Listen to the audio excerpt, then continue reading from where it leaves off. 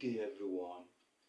In this video I'll be showing us how we can find resultant vectors in different cases. First, what is resultant vector?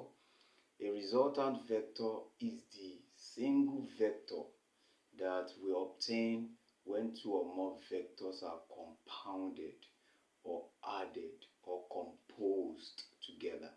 Now, this single vector has the same effect as the vectors that are added together. Now, let's see different cases. First of all, we have two major cases for resultants. First of all, if we have parallel vectors, that's one case, parallel vectors. Then the other case is inclined vectors.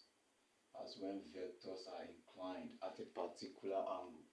Now, parallel vectors can also be broken into two cases.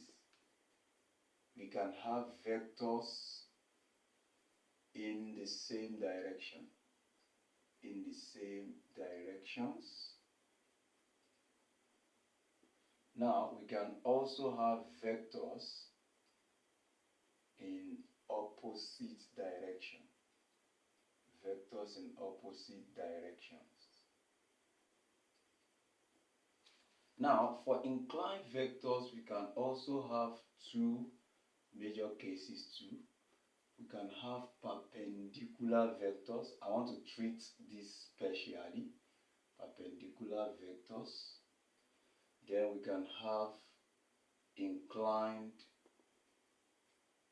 at any angle. You can have vectors inclined at any angle. So we don't know, it may be 90 degrees, it may be more than 90 or less than 90 or any other angle. I want to treat this also specially. Now let's start. In this video I will treat only vectors in the same direction.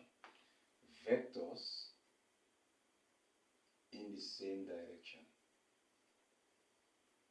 So when vectors are in the same direction, first of all, let me draw a diagram to indicate that. Let's say this is a car. If this is a car, now, and we have a man pushing this car to this direction with a force F1. So let's use force as the vector because this is mechanics. Mechanics has a lot of role. In fact, mechanics is the study of force and its application. That is why most textbooks use force as, most of the time they use force as examples of vectors. So let's say the man is pushing to this direction with force F1. Then another man is pushing again to this same direction with force F2. So we say that these two vectors, these two forces are parallel to each other. Now, if two forces are parallel, if two vectors are parallel to each other and going in the same direction, the angle between them is 0 degree or 360 degree. So because there is no angle, no inclination at all, that's why we have 0 degree.